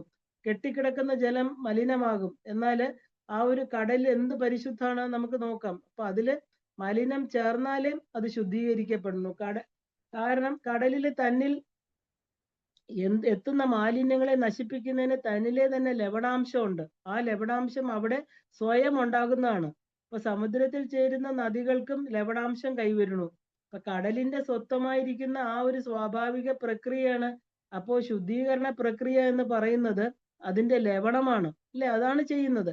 അതുപോലെ മനുഷ്യന്റെ മനസ്സും സ്വാഭാവികമായിട്ട് നന്മ കൊണ്ട് ആ പാപചിന്തകളെയെല്ലാം നശിപ്പിച്ചുകൊണ്ട് ഇരിക്കേണ്ടത് അത്യാവശ്യമാണ്. കാരണം തന്നെ ചുറ്റിയുള്ള പാപത്തെ നശിപ്പിക്കാം. ഒരു ഉപാസനാ ശക്തിയിലൂടെ പാപങ്ങൾ ഇല്ലാതാക്കാനുള്ള ഗുണങ്ങൾ അനായാസനം നേടിയെടുക്കാം. ജ്ഞാനത്തിലൂടെ മാത്രമേ ആ ഒരു നിഷ്കാമ ഭക്തി ഉണ്ടാകുന്നുള്ളൂ. അന്ധഭക്തിയല്ല നമുക്ക് വേണ്ടത്. ഭഗവാൻ പറയണോ, അല്ലയോ അർജുന, നീ എല്ലാ പാപികളിലും വെച്ച് കൊടിയ പാപിയാണെങ്കിൽ പോലും ജ്ഞാനമാകുന്ന തോണിയുണ്ടെങ്കിൽ ഓരോ പാപസമുദ്രത്തെയും തുഴഞ്ഞ് നിനക്ക് മറുകരയെത്താം. ഇനി പരാശക്തിയാകട്ടെ ജ്ഞാനമാകുന്ന തോണിയില് ആ ഒരു ധർമ്മമാകുന്ന തുഴ ഏന്തിക്കൊണ്ട് കർമ്മമാകുന്ന പഥത്തിലൂടെ സഞ്ചരിക്കുന്ന ദേവി പാപൻ എന്ന അസുരനെ ഇല്ലാതാക്കുന്നുണ്ട്. ജഗദംബികയാണ് ദേവി, ഇല്ലേ? അപ്പൊ അതിനോട് ചേർന്ന് വരുന്ന ആ ഒരു നിഷ്ക്രോധയാണ് ദേവി. വൈദിക ഭാഷയിലെ ക്രോധത്തെ ആധ്യാത്മിക താപത്തിലാണ് ഉൾപ്പെടുത്തിയിട്ടുള്ളത്. അപ്പൊ ഈ ജഗത്ത് 3 താപത്രയങ്ങളുണ്ട്. ആദിഭൗതികം, ആദിദൈവികം, ആധ്യാത്മികം. ദേവി താപത്രയാഗ്നി സംതക്ത സമാഹ്ലാദന ചന്ദ്രികയാണ്, ഇല്ലേ? ആധ്യാത്മിക താപങ്ങളാണ് മഹർഷിമാരുടെ കോപങ്ങൾ എന്ന് പറയുന്നത്. അത് പിന്നെ അനുഗ്രഹങ്ങളായിട്ട് ഭവിക്കുന്നതിന് കാരണം അതിൽ അഗ്രഗണ്യൻ ദുർവാസാവ് മഹർഷി തന്നെയാണ്. അദ്ദേഹത്തിന്റെ കോപവും ശാപവും വളരെ പ്രസിദ്ധമാണ്. ശിവഭഗവാന്റെ ക്രോധാംശമാണ് ദുർവാസാവ് മഹർഷി. ശിവന്റെ ക്രോധം താങ്ങാൻ കഴിയാതെ ദുർവാസം ഭവതി മേ എന്ന് പാർവതി ദേവി വിലപിച്ചപ്പോൾ ഭഗവാന്റെ കോപത്തെ മറ്റൊരു അവതാരമാക്കി മാറ്റുകയും അനസൂയ ദേവിക്ക് ക്രോധഭട്ടാരകനായ ദുർവാസാവ് മഹർഷി ജനിക്കുകയും ചെയ്യുന്നുണ്ട്. ഏത് കഥ എടുത്താലും ഈശ്വരന്മാരുടെ കോപം നന്മയിലാണ് അവസാനിക്കുന്നത്, അല്ലേ? മഹർഷിമാരും അങ്ങനെയാണ്. ദേവിയെ പറ്റി ക്രോധം പറയുമ്പോൾ ജ്ഞാനത്തെ കൂടി നമ്മൾ എടുക്കണം. ക്രോധാകാര അങ്കുശോജ്വല. ജ്ഞാനമാണ് എല്ലാ ജീവജാലങ്ങളുടെയും ഉള്ളിലുള്ളത്. എല്ലാവരുടെയും ഉള്ളിൽ പൂർണ്ണമായ ജ്ഞാനമുണ്ട്. ഇനി ദേവിയുടെ അത്യുഗ്ര കോപമെല്ലാം തന്നെ അസുരന്മാരുടെ നാശത്തിലാണ് കലാശിച്ചിരിക്കുന്നത്. ദേവിയുടെ ഒരു കോപം അജ്ഞാന നാശനമാണ്. എന്നാൽ സാധാരണ മനുഷ്യന്റെ കോപം ജ്ഞാനത്തിലൂടെ ഇല്ലാതാക്കാൻ സാധിക്കുള്ളൂ. കാരണം ക്രോധം അവരെ ഭസ്മീകരിച്ച് വീണ്ടും വിചാരമില്ലാതെ പ്രവർത്തികൾ ചെയ്യിപ്പിക്കുന്നു, പാപത്തെ കൂട്ടുന്നു. അത് പരനാശത്തിനും കാരണമായിട്ട് തീരുന്നു. ഇപ്പൊ ദേവി കോപത്തിന്റെ ഉള്ളില് ചഞ്ചലയാകുന്നില്ല. തന്റെ വികാരങ്ങളെ പൂർണ്ണമായിട്ട് നിയന്ത്രിച്ച് സാധനയിൽ യോഗത്തിലിരിക്കുന്നവളാണ് ദേവി. അപ്പൊ അവനവന്റെ ക്രോധത്തെ അവനവൻ തന്നെ ഭരിക്കണം. ദേവിക്ക് ആരോടും വെറുപ്പോ മമത്വോ ഒന്നുമില്ല. മമ അഥവാ ആസക്തിയാണ് മനുഷ്യരിലെ വികാരങ്ങൾ ഉണ്ടാക്കുന്നതിന് കാരണം. നമുക്ക് നമ്മളോട് ചേർന്ന് നമ്മുടെ പരിധിക്കുള്ളിൽ നിൽക്കുന്നവരോട് മാത്രമേ ദേഷ്യം തോന്നാറുള്ളൂ, മറ്റുള്ളവരോടില്ല, അല്ലെ? അപ്പൊ സംസാര സുഖം ലഭിക്കണമെങ്കിൽ ക്രോധത്തെ നിയന്ത്രിച്ചേ മതിയാകൂ. ക്രോധം ഇല്ലാതിരിക്കില്ല. എങ്ങനെയാണോ കോപം വരുന്നതെന്ന് ഭഗവത്ഗീത വ്യക്തമായിട്ട് പറഞ്ഞു തരുന്നുണ്ട്. ധ്യായതോ വിഷയാൻ പുംസഃ സംഗസ്തേഷു ഉപജായതേ സംഗാൻ സംജായതേ കാമഃ കാമ ക്രോധോ വിജായതേ ക്രോധാത് ഭവതി സമ്മോഹാത് സ്മൃതിഭ്രംശ ബുദ്ധിനാശാത് പ്രണശ്യതി. ഇപ്പൊ ലൗകികതയിലെ വിഷയങ്ങളോടുള്ള കാമം അഥവാ ആസക്തി, അതിൽ നിന്ന് ക്രോധം, ക്രോധത്താൽ മോഹം, മോഹത്താൽ സ്മൃതിനാശത്താൽ ബുദ്ധിനാശം, അതോടുകൂടി അവൻ എന്തായി? പരിപൂർണമായിട്ട് നശിക്കുന്നു. ഇപ്പൊ ക്രോധാസുരന്റെ പിറവി ആസക്തിയിൽ നിന്നാണ്. പാലാഴി മദന സമയത്ത് പരമശിവന് മോഹിനിയോട് തോന്നിയ ആസക്തിയിൽ നിന്നാണ് ക്രോധാസുരൻ ജനിക്കുന്നത്. ഗണപതിയുടെ ലംബോദര അവതാരം ക്രോധാസുരനെ ഇല്ലാതാക്കുകയാണ്. ബ്രഹ്മാവിനാൽ ക്രോധാസുരൻ രക്ഷിക്കപ്പെട്ടു. അത് കീരിയായിട്ട് തീർന്നു. ദ്വാപര യുഗത്തില് ആ ഒരു മഹാഭാരതത്തിലെ ശാപമോക്ഷം കിട്ടുന്ന കീരി ഇതാണ്. ഇപ്പൊ ദേവിക്ക് നമ്മൾ എന്താ കണ്ടത്? ആ ഒരു ക്രോധശമിനി, ക്രോധത്തെ ഇല്ലാതാക്കാൻ കഴിവുള്ളവൾ. അപ്പൊ ക്രോധത്തിന് ശമനമായിട്ടിരിക്കുന്നവൾ, ക്രോധത്തെ ശമിപ്പിക്കുന്നവൾ ക്രോധശമിനി. ഇപ്പൊ ക്രോധത്താൽ ശമിക്കുന്നവൾ, ജ്ഞാനം കൊണ്ട് മാത്രമേ നമുക്ക് ക്രോധത്തെ ശമിക്കാൻ സാധിക്കുള്ളൂ എന്ന് ഇപ്പൊ കണ്ടു ഇല്ലേ? ഇപ്പൊ തന്റെ ഉള്ളിലെ കോപത്തെ ജഗത്തിന്റെ നന്മയെ, ആ ഒരു ജഗത്തിന്റെ തിന്മയെ നശിപ്പിക്കാൻ ഉപയോഗിക്കുന്നവൾ ക്രോധശമിനി. ഇപ്പൊ ദേവിയുടെ കോപം ജഗത്തിന് നന്മ മാത്രമേ നൽകുന്നുള്ളൂ. ക്രോധത്തിന് കാരണഭൂതമാകുന്ന 6 കാരണങ്ങൾ സ്മൃതിയിൽ പറഞ്ഞിട്ടുണ്ട്. ആഗ്രഹം, അഹങ്കാരം, അസൂയ, ആശയക്കുഴപ്പം, അല്പത്വം, അവഗണന. ഇവയിൽ നിന്ന് ഏതെങ്കിലും ഒന്നിൽ നിന്നാണ് എന്താ പറയുക, ക്രോധം ഉണ്ടാവുക. അപ്പൊ തന്റെ കൂടെയുള്ളവരോട്, തന്റെ താഴേക്കിടയിലുള്ളവരോടൊക്കെ കോപം പ്രകടിപ്പിക്കുന്നത് സാധാരണയാണില്ലേ? ഇത് കാരണസഹിതം അറിയണമെങ്കിൽ ജ്ഞാനം ഉണ്ടായിരിക്കണം. ശിവനിൽ നിന്നുണ്ടാകുന്ന ക്രോധാസുരൻ സൂര്യനെ തപസ് ചെയ്ത് ഒരു മന്വന്തരം മുഴുവൻ ആയുസ് വേണമെന്ന വരം വാങ്ങി. പിന്നീട് ദേവകളുടെ ദുഃഖം കണ്ട പരാശക്തി ആ ഒരു ക്രോധനെ നിഷ്ക്രിയനാക്കാൻ ഗണപതിയെ ചുമതലപ്പെടുത്തുകയും ഉദരം വലുതാക്കി ഭഗവാൻ ലംബോദരനായിട്ട് 5ാമത്തെ അവതാരമെടുത്ത് ക്രോധാസുരനെ വിഴുങ്ങുകയും ചെയ്തു. ക്രൗഞ്ചൻ എന്ന മൂഷികനാണ് ലംബോദര അവതാരത്തിന്റെ വാഹനം. ഈ ക്രോധാസുരൻ വിനായകന്റെ ഉള്ളിൽ കിടന്ന് ശാപമോക്ഷത്തിനായിട്ട് വിലപിച്ചെങ്കിൽ ഗണപതി ചെവിക്കൊണ്ടില്ല. ഒരിക്കൽ ബ്രഹ്മലോകത്ത് വന്ന ഗണപതിയുടെ ഉള്ളിലെ വിലാപം കേട്ട് ബ്രഹ്മാവ് അവനെ മോചിപ്പിക്കാൻ ഗണപതിയോട് ആവശ്യപ്പെടുകയും നിവർത്തിയില്ലാതെ ഗണപതി ചെയ്ത തെറ്റിന് ശിക്ഷയായിട്ട് ഏതൊരു വ്യക്തിയോട് പൊരുതുവാൻ പോയാലും സദാ പരാജയം രുചിക്കേണ്ടി വരുമെന്ന് പറഞ്ഞ് മോചിതനാക്കുകയും ചെയ്തു. ബ്രഹ്മാവ് ഈ അസുരനെ അല്ല, നല്ല നടപ്പിനായി കശ്യപ പ്രജാപതിയുടെ അടുത്തേക്ക് അയച്ചു. അവിടെ കുറച്ചു കാലം കഴിഞ്ഞപ്പോൾ മടുപ്പ് തോന്നിയ ക്രോധൻ അവിടെ നിന്ന് പലായനം ചെയ്ത് ജമദഗ്നി മഹർഷിയുടെ ആശ്രമത്തിലെത്തുകയും അദ്ദേഹം പിതൃക്കൾക്ക് ശ്രാദ്ധമൂട്ടുകയായിരുന്നു. ക്രോധനെ ശ്രദ്ധിച്ചില്ല. പക്ഷെ അയാൾ ശ്രാദ്ധാന്തം അശുദ്ധമാക്കുകയും ഇതൊന്നും അറിയാതെ ജമദഗ്നി പിതൃതർപ്പണം നടത്തുകയും ചെയ്തു. ക്രോധാകുലരായ പിതൃക്കൾ കീരിയെ പോലെ പതുങ്ങി വന്ന അസുരനെ ശപിക്കുകയും ചെയ്തു. ഒരു കീരിയായി തീരട്ടെ എന്നാണ് ശപിച്ചത്. വീണ്ടും അയാൾ മാപ്പപേക്ഷിച്ചു. ശരീരം മുഴുവൻ സ്വർണമാകുമ്പോൾ മോക്ഷം കിട്ടുമെന്ന് ശാപമോചനവും ലഭിച്ചു. പിന്നെ ആ ഒരു എന്താ പറയാ, ആ ഒരു ഉഞ്ചവൃത്തി എന്ന് പറയുന്ന ബ്രഹ്മജ്ഞാനിയെ കണ്ടുമുട്ടുകയും അദ്ദേഹത്തിന്റെ ആ ഒരു ദാനമാഹാത്മ്യത്തിലെ പാതിഭാഗം സ്വർണമാക്കുകയും ചെയ്തു. പിന്നെ പാതി കൂടി സ്വർണമാക്കാൻ നടന്ന കീരി യുധിഷ്ഠിര മഹാരാജാവിന്റെ അടുത്ത് എത്തി പുഞ്ചവൃത്തിയുടെ അദ്ദേഹത്തോട് പറയുകയും ചെയ്തു. ശേഷം അവിടെ കിടന്ന് ഉരുണ്ട മറുഭാഗം കൂടി സ്വർണമായി ശാപമോക്ഷവും ലഭിച്ചു. അപ്പൊ ഈ ക്രോധം എന്ന് പറയുന്നത് നിയന്ത്രിക്കാനാവാത്ത ഒരു വികാരമാണ്. അപ്പൊ ആ ഒരു എന്താ പറയാ, ആ ഒരു ഭൂമിയുടെ ബീജത്തെ ഗർഭപാത്രത്തിൽ ഏന്തിയ പ്രകൃതി അത് നിയന്ത്രണ വിധേയമായ വികാരമായിട്ട് എല്ലാവരുടെ ഉള്ളിലും കുടികൊള്ളുന്നു. ഇതാണ് ശരിക്കും പറഞ്ഞാല് ആ ക്രോധം എന്താണ്, ക്രോധം കൊണ്ട് എന്തൊക്കെയാണ് നമുക്ക് വിനകൾ ഉണ്ടാകുന്നത്. അതിനോട് ചേർന്ന് വരുന്ന അടുത്ത നാമം എന്താണെന്ന് നോക്കാം. നിർലോഭ ലോഭനാശിനി. അപ്പൊ നമ്മള് ആ ഒരു ക്രോധത്തിന്റെ കാഠിന്യം എന്താണ്? അമ്മയെ ഭജിക്കുന്നതുകൊണ്ട് നമ്മൾ ക്രോധശമിനിയാണ് അമ്മ എന്നൊക്കെ നമ്മൾ കണ്ടു ഇല്ലേ? ധർമ്മമാർഗത്തിലേക്ക് നയിക്കുന്നതാണ്. അപ്പൊ ഈ ക്രോധത്തിന്റെ ദോഷം എന്ന് പറഞ്ഞാല് ആ ഒരു ക്രോധയുക്തനായ മനുഷ്യൻ എന്ത് പൂജകൾ ചെയ്താലും എന്ത് ഉപാസന ചെയ്താലും ഒരു ഫലവും ഇല്ല എന്ന് പറയുന്നുണ്ട്. അപ്പോ അത് കഴിഞ്ഞിട്ടുള്ള അടുത്ത വികാരത്തെയാണ് നമ്മൾ ലോഭം എന്ന് പറയുന്നത് അല്ലെ? കാമക്രോധ ലോഭ മോഹ മത മാത്സര്യങ്ങൾ, ഷഡ്ചക്രങ്ങളിൽ വ്യാപിച്ചു കിടക്കുന്ന 6 ദുഷ്വികാരങ്ങളാണ് ഇതെല്ലാം തന്നെ. അപ്പൊ നിർലോഭ ലോഭനാശിനി. ഇപ്പൊ ലോഭമില്ലാത്തവൾ, ലോഭത്തെ നശിപ്പിക്കുന്നവൾ.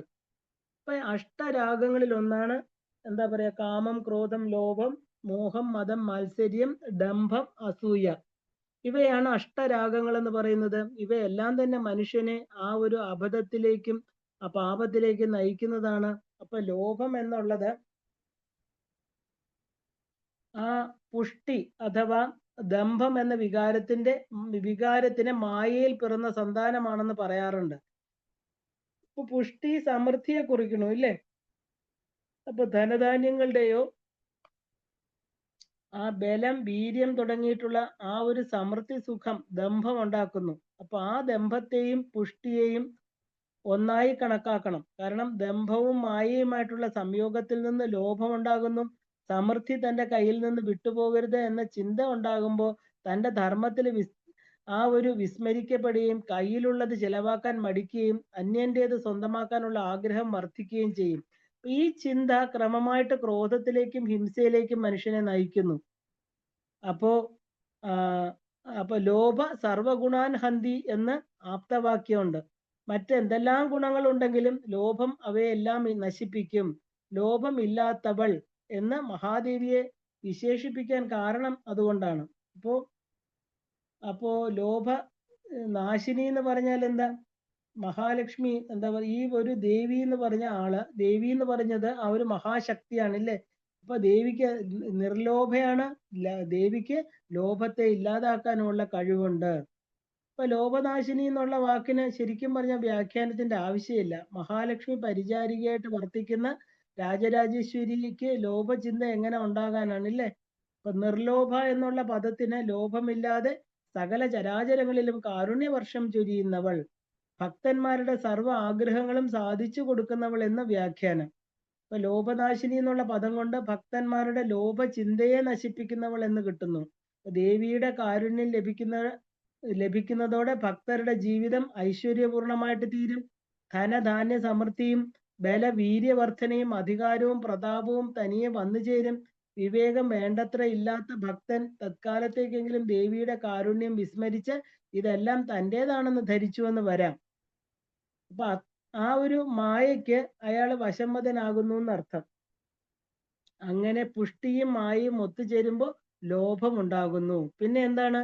ധർമ്മം മറന്ന് കൂടുതൽ ധനവും അധികാരവും ബലവും വീര്യവും നേടാനുള്ള ശ്രമമായിരിക്കും. ക്രമമായിട്ട് അഷ്ടരാഗങ്ങൾക്ക് അടിമയായി പാപത്തിലേക്ക് വഴുതി വീണു എന്നും വരാം. ഇത് സംഭവിക്കാതെ ഭക്തരുടെ മനസ്സിലുള്ള ലോഭത്തെ നശിപ്പിക്കുന്നവൾ ലോഭനാശിനി.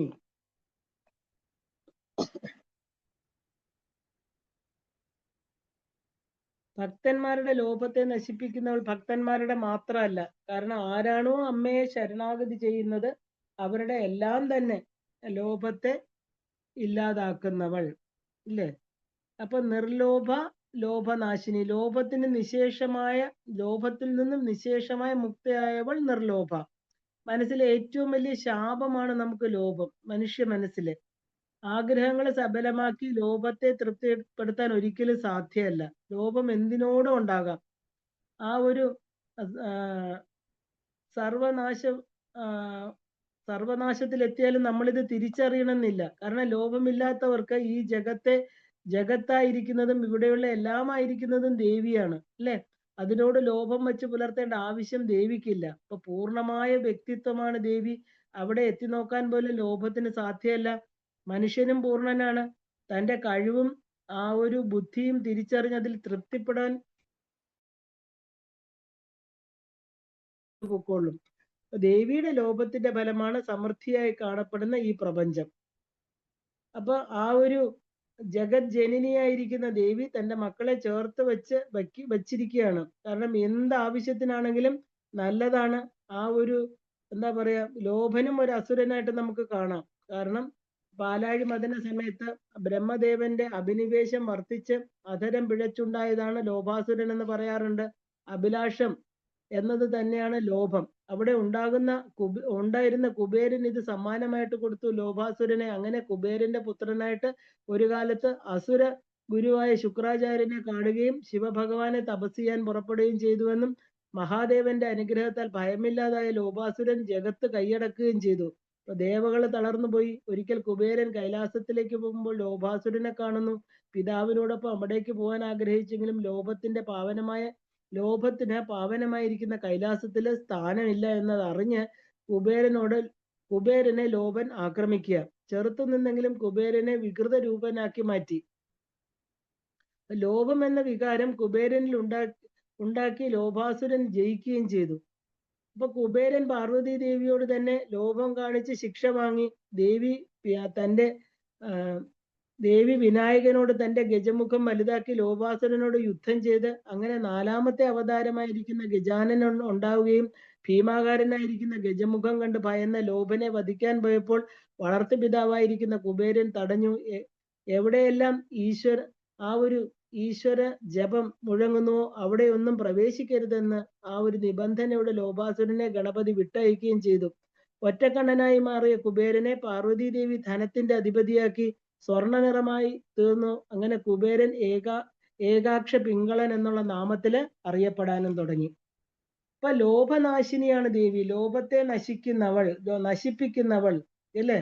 ആ ലോഭത്തെ ഉന്മൂലനം ചെയ്യുന്ന ശക്തി ലോഭനാശിനി. ഇപ്പൊ കഴിഞ്ഞ നാമത്തിൽ നമ്മൾ ലോഭാസുരനെ അടക്കാൻ ഗണപതിക്ക് സാധിച്ചത് ദേവിയുടെ നിർദ്ദേശം കൊണ്ടാണെന്ന് കണ്ടു. എന്ത് ഗുണങ്ങളുണ്ടെങ്കിലും ലോഭം എന്ന ഒറ്റ ഗുണം എല്ലാറ്റിനെയും ഇല്ലാതാക്കും. അപ്പൊ ലോഭാൻ സർവഗുണാം ഹന്തി എന്ന പ്രമാണം അല്ലേ? അപ്പൊ സത്വഗുണത്തിൽ നിന്ന് ജ്ഞാനവും, രജോ ഗുണത്തിൽ നിന്ന് ലോഭവും, തമോ ഗുണത്തിൽ നിന്ന് അജ്ഞാനവും ഉണ്ടാകുന്നു എന്ന് പറയണു. അപ്പൊ ലോഭം രജോ ഗുണത്തിൽ നിന്നുണ്ടാകണു.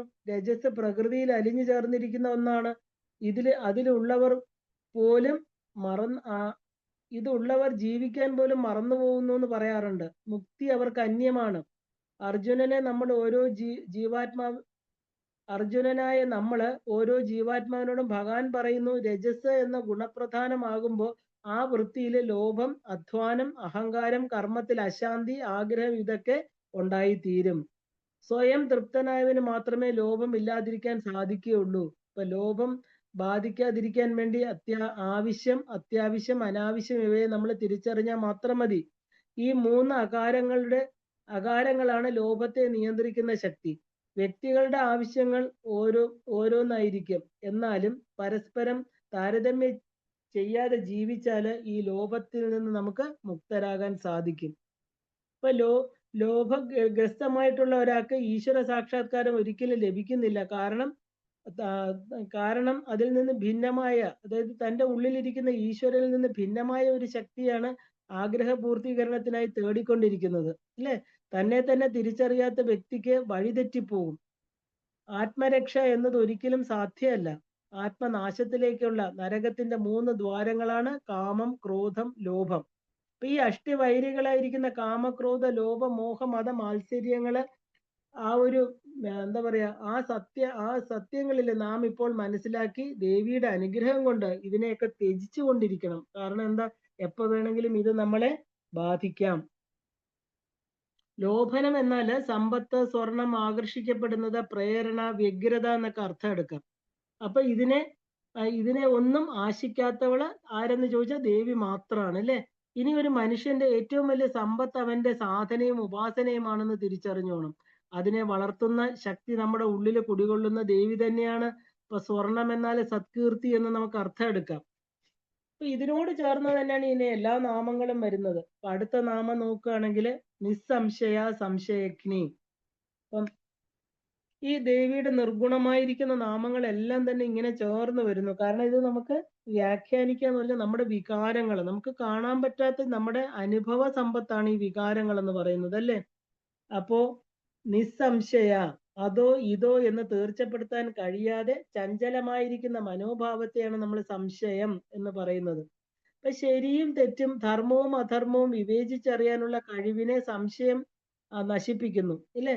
അഷ്ടരാഗങ്ങളുടെ കൂട്ടത്തിൽ പെടുത്തിയിട്ടില്ലെങ്കിലും അവയെപ്പോലെ തന്നെ മനുഷ്യനെ എന്താ പറയാ ആ ഒരു അബദ്ധത്തിൽ നയിക്കാൻ സംശയത്തിന് കഴിയും.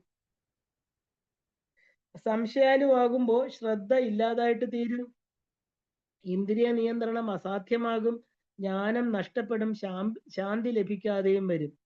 അപ്പൊ നമ്മൾ പറയാറുണ്ട്, എന്താ പറയാ, സംശയാത്മാ വിനശ്യതി. അപ്പൊ ഭഗവാൻ തന്നെ പറഞ്ഞതാണ് അല്ലേ? കാരണം ഭഗവാൻ അസിന്തക്തമായിട്ട് ഭഗവത്ഗീതയെ പറയാണ്.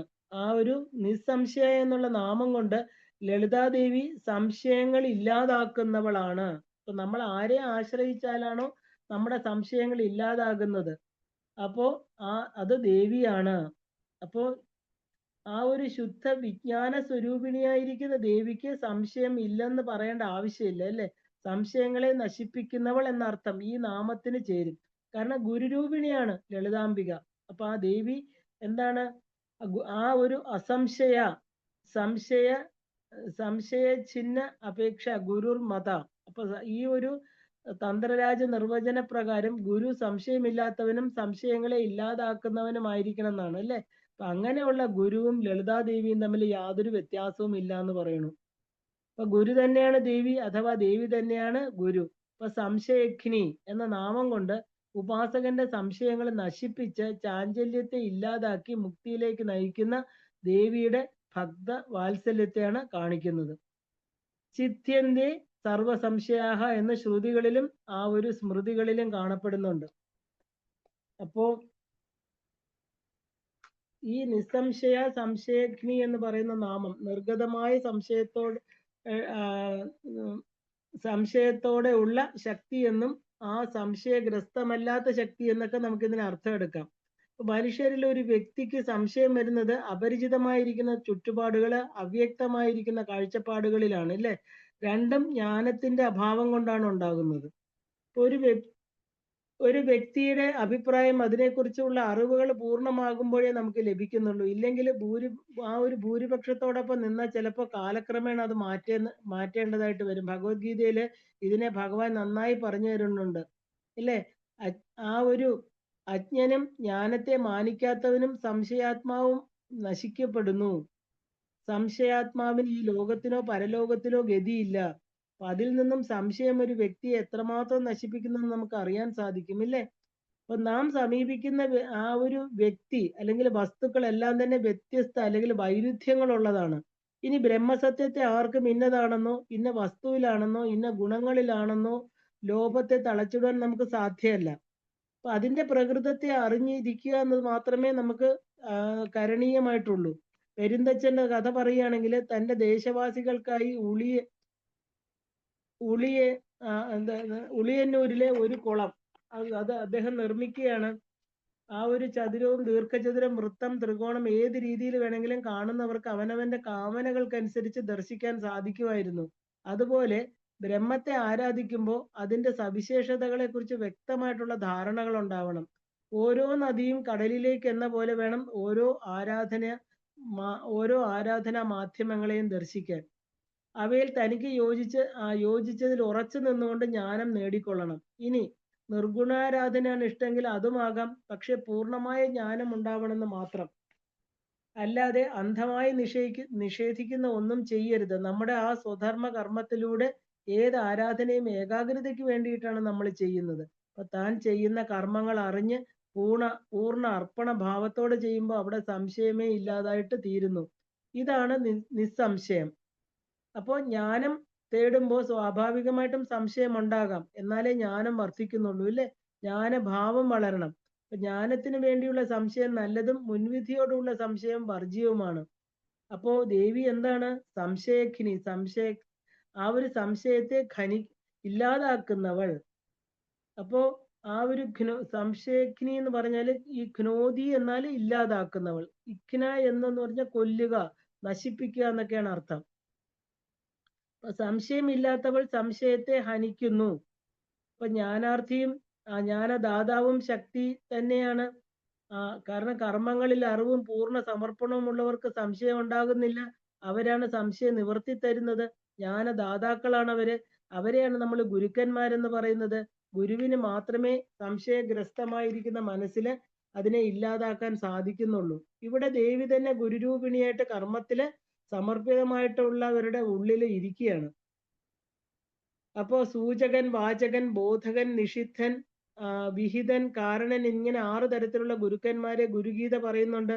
അക്ഷരങ്ങളുടെയും ശാസ്ത്രങ്ങളുടെയും ചൊല്ലിത്തരുന്ന ആൾ സൂചകൻ. അധ്യാപകര് സൂചകന്മാരാണ്. അക്ഷരവും അടിസ്ഥാനമായിട്ടുള്ള ഗ്രന്ഥങ്ങളും വിട്ട് ഒന്നും ചെയ്യില്ല. വാചകൻ കർമ്മങ്ങളെ നന്നായിട്ട് വിവേചിച്ചു തരുന്നു. മാതാപിതാക്കളും മുതിർന്നവരും അതിൽ ഉൾപ്പെടുന്നുണ്ട്. ഗ്രന്ഥങ്ങളിൽ ഇല്ലാത്തതും അവർ പറഞ്ഞു തരുന്നുണ്ട്. ബോധകനാകട്ടെ മന്ത്രസാധന പറഞ്ഞു തന്ന് ആത്മീയത ഉണർത്തി കൊടുക്കുന്നു. പ്രപഞ്ചത്തിലെ മന്ത്രാക്ഷരങ്ങളുടെ പ്രാധാന്യം, അതിനാൽ ഉണ്ടാകുന്ന ഊർജം, അതിന്റെ ആവശ്യകരമായിട്ടുള്ള ആവശ്യകതയെല്ലാം പറഞ്ഞ് ഇവരൊക്കെയാണ് ശരിക്കും ബോധകന്മാര്. നിഷിദ്ധന്മാരെന്ന് പറഞ്ഞാൽ നിഷിദ്ധ കർമ്മങ്ങൾ ചെയ്യുന്നവരാണ്. അവരെ കിട്ടിയാൽ കാര്യസാധ്യം എളുപ്പമായെന്ന് തോന്നുമെങ്കിലും അവസാനം അവരെ അധപ്പതിച്ചു പോവുകയാണ് ചെയ്യുന്നത്. വിഹിതൻ എന്ന് പറഞ്ഞാൽ സംസാര ദുഃഖത്തെ അകറ്റി പ്രപഞ്ചം എന്താണ്, അവിടെ താൻ ആരാണെന്നൊക്കെ വിവേചിച്ച് പറഞ്ഞു തരുന്ന ആളാണ്. കാരണൻ എന്ന് പറഞ്ഞാൽ ഉയർന്ന ഞാൻ നീ എന്നുള്ള ഭേദഭാവം കാട്ടിത്തന്ന അദ്വൈതത്തിലേക്ക് ഉയർത്തുന്ന ഗുരുവാണ്. ഗുരുഗീത ഇതിൽ ഏറ്റവും ഉത്തമ ഗുരു ആരാണെന്ന് പറയുന്നുണ്ട്. ആരാണോ ആ സന്ദേഹം ഇല്ലാതെ, ആ സന്ദേഹത്തെ ഇല്ലാതാക്കി ജനന മരണമാകുന്ന ഭയത്തെ ഹനിക്കാൻ സാമർഥ്യമുള്ളത് അവനാണ് പരമമായിരിക്കുന്ന ഗുരു. അപ്പൊ മേൽപ്പറഞ്ഞ ഏതൊരാളിൽ നിന്ന് ഉത്തമത്വത്തിലേക്ക് എത്തിച്ചേരാം. നമുക്ക് ജനന മരണ മൃത്യു സന്ദേഹങ്ങളെ എല്ലാം ഹനിക്കപ്പെട്ട് കഴിഞ്ഞാല്, കാരണം ജനന മൃത്യു ഒരു പ്രധാന സമസ്യയാണ് അല്ലേ. ഇത് ഏത് ഗുരു ഉപദേശിച്ചാലും തന്നെത്താൻ മനനം ചെയ്യാതെ പരമപദത്തില് നമുക്ക് എത്താൻ സാധ്യമല്ല. അപ്പൊ താൻ തന്നെയാണ് നമ്മുടെ സംശയജ്ഞർ. അപ്പൊ നമ്മൾ ശ്രമിച്ചാൽ നമ്മുടെ സംശയങ്ങൾ ഇല്ലാതാകുന്നുള്ളൂ. നമ്മൾ ആദ്യം സന്നദ്ധരായെങ്കിലേ ഗുരുവിന് പറഞ്ഞു തരാൻ സാധിക്കുകയുമുള്ളൂ. താൻ സാധനാമാർഗം സ്വീകരിച്ച് എല്ലാത്തിലും ഈശ്വര ദർശനം ചെയ്യുമ്പോൾ താൻ ധരിച്ചിരിക്കുന്നതൊക്കെ തെറ്റാണ് എന്ന് മനസ്സിലാക്കുമ്പോൾ സംശയത്തെ ഹനിച്ച് ബ്രഹ്മത്തിലേക്ക് എത്തിച്ചേരുന്നതും ഈ മഹാദേവിയുടെ അനുഗ്രഹം കൊണ്ട് മാത്രമാണ്. അപ്പൊ അനാദിയായിരിക്കുന്ന ചൈതന്യം എന്ന പ്രപഞ്ചം നമ്മൾ തിരിച്ചറിയണം. കാരണം സംശയഗ്നിയുടെ അനുഗ്രഹം കൊണ്ട് സംശയങ്ങൾ ഹനിക്കപ്പെടുന്നു.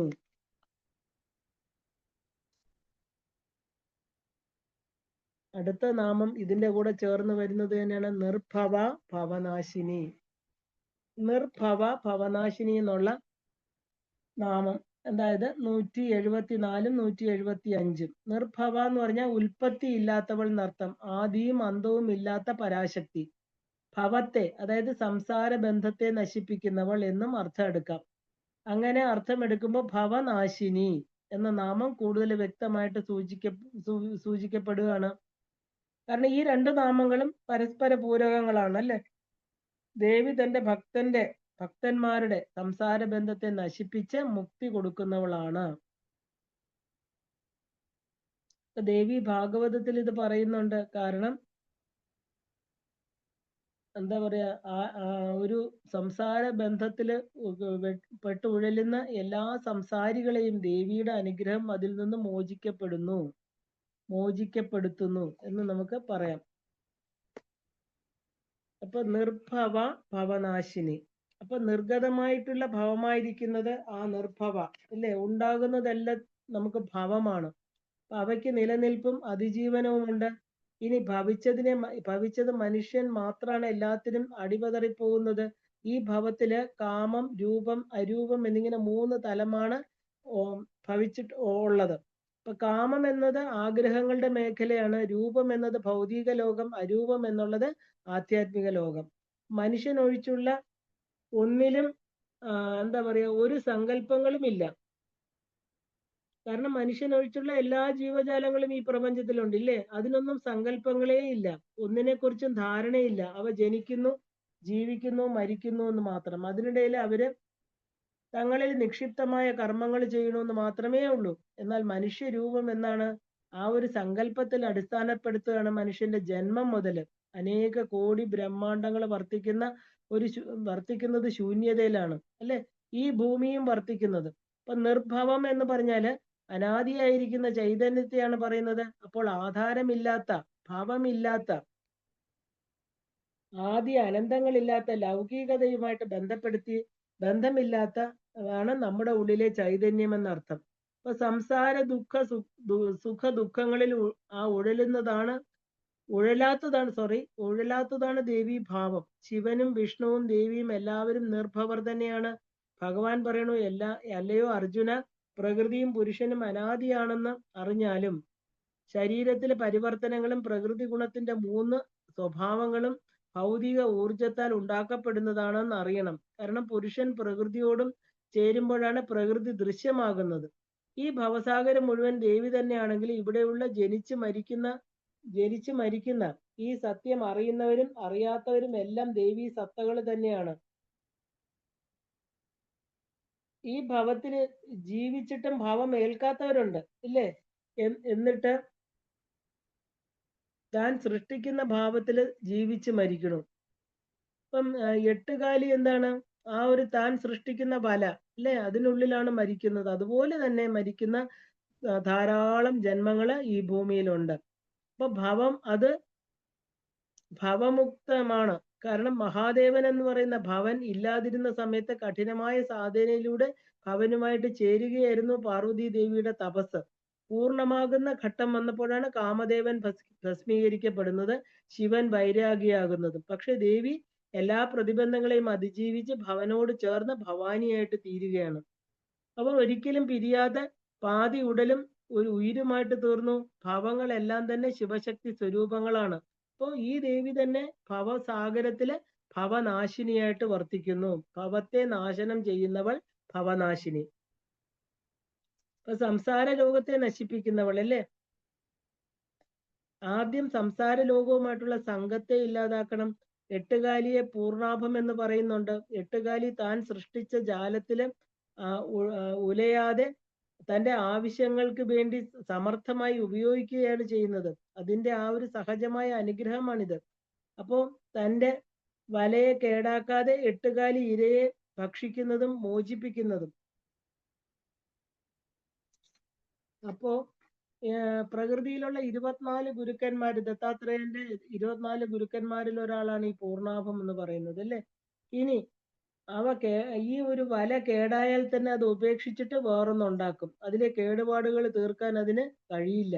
അങ്ങനെ കേടുപാടുകൾ തീർക്കാൻ പറ്റുന്ന ഒരേ ഒരു ജീവി എന്ന് പറയുന്നത് മനുഷ്യനാണ്. അപ്പൊ സംസാര സാഗരത്തിലെ മനുഷ്യനും ഭവനാശിനിയാകാൻ സാധിക്കും. ഇതിനാണ് ധ്യാനം, സത്ചിന്ത, സത്സംഗങ്ങളെല്ലാം തന്നെ. അപ്പൊ ഒരു സാധനാ മാർഗത്തിലോ യോഗമാർഗത്തിലോ സഞ്ചരിക്കാൻ ആ ഒരു സാധകന്റെ കുണ്ടലിനി ഉണർന്നാൽ പിന്നെ ഭവത്തെ അറിയുന്നില്ല. സംസാര ദുഃഖങ്ങളിലെ വ്യക്തികൾ ഉഴലുന്നില്ല.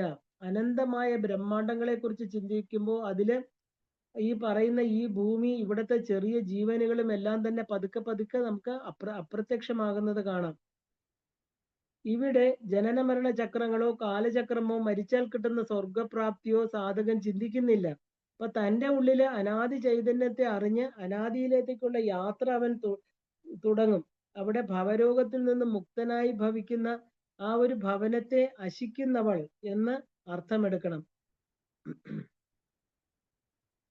ആ ഒരു ഭവത്തെ നശിപ്പിക്കുന്നവൾ. ഭവനം എന്നാൽ വീടെന്നർത്ഥം അല്ലെ? ജനനം, വാസ്തവം, വെള്ളം എന്നൊക്കെ പറയാം. ആ ഭൂമിയിലെ പരിസ്ഥിതി മാറും അന്തരീക്ഷമാണ് ഭൂമിയിൽ ഭവിക്കുന്ന ജീവനുകൾക്ക് ആധാരം. ഭവനാശിനിയായിരിക്കുന്ന ഭൂമി തന്നെയാണെന്ന് നമുക്ക് ഒരു തലത്തിൽ കാണാം. ഗീതയിൽ ഭഗവാൻ പറയുന്നു, പരമാത്മ ചൈതന്യം പ്രകൃതിയിൽ ഇരുന്നുകൊണ്ട് ഗുണങ്ങളെ സ്വാംശീകരിക്കുന്നു. അങ്ങനെ സ്വന്തമാക്കി ഗുണങ്ങളോടുള്ള സംഘനിമിത്തം ആ ചൈതന്യം അംശം കൊണ്ട് ആ ഉച്ചനീച യോനികളിൽ ജലിക്കുന്നു. ഭൂമിയെയും ചൈതന്യത്തെയും അറിയുന്നവൻ അവനവനെ തന്നെ അറിയുന്നു. ഭവരൂപത്തിൽ ശിവനെ അശിക്കുന്നത് കൊണ്ടാണ് ശിവൻ ജീവനായിട്ട് തീരുന്നത്.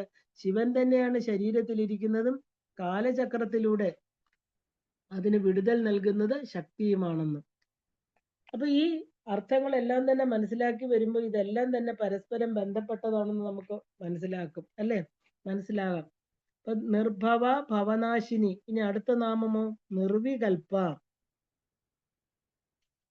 വികൽപ്പങ്ങൾ ഇല്ലാത്തവൾ, നിർവികൽപ്പ അല്ലെ? ഭക്തന്മാരുടെ വികൽപ്പത്തെ ഇല്ലാതാക്കുന്നവൾ. വികൽപ്പം എന്ന പദത്തിന് മാറ്റം, അവ്യവസ്ഥിതി, പലതിൽ നിന്ന് ഏത് സ്വീകരിക്കണം എന്നുള്ള സംശയം, മറ്റൊന്നിനോടുള്ള ചോർച്ച, തീരുമാനം എടുക്കാൻ കഴിയാതെ മനസ്സ് പതറൽ, മടി, ശാസ്ത്ര അധിഷ്ഠിതമല്ലാത്ത ആ ഒരു നിഗമനം, ചിന്ത, ജാഡ്യം എന്നിങ്ങനെ പല അർത്ഥങ്ങളുണ്ട്. ഏതർത്ഥത്തിലും ദേവി നിർവികൽപ്പയാണ്. കാരണം വികൽപ്പം കൊണ്ട് കുഴങ്ങാൻ ഇട കൊടുക്കാതെ ഭക്തനെ നേർവഴിക്ക് നയിക്കുന്നവളാണ് ദേവി. അപ്പൊ വികൽപ്പം എന്ന പദത്തിന് 2 കൽപ്പങ്ങൾക്കിടയിലുള്ള കാലം എന്ന അർത്ഥമെടുക്കാൻ വേണമെങ്കിൽ, ഇപ്പൊ കാലവിഭാഗങ്ങളിൽ ഒന്നാണ് കൽപ്പം ഇല്ലേ? അപ്പൊ കൽപ്പകാലങ്ങളിൽ ലോകത്തിന്റെ ഉൽപ്പത്തി ക്ഷയങ്ങളെ കുറിക്കുന്നുണ്ട്. കൽപ്പങ്ങൾ കൊണ്ട് ദേവിക്ക് മാറ്റമില്ലാത്തതിനാൽ നിർവികൽപ്പ, അങ്ങനെ നമുക്ക് അർത്ഥം എടുക്കാം.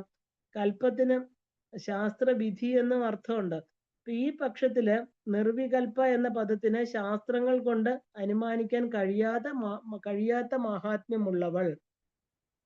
ഇപ്പൊ ശബ്ദജന്യമായിട്ടും വിഷയാപേക്ഷ ഇല്ലാത്തതുമായിട്ടുള്ള ജ്ഞാനത്തിന് വികല്പം എന്ന പേരുണ്ട്. അപ്പൊ വികല്പം, ശൂന്യ വിഷയകം, ശബ്ദജന്യം, ജ്ഞാനം അപ്പൊ എന്ന് സൗഭാഗ്യഭാസ്കരൻ പറയുന്നുണ്ട്.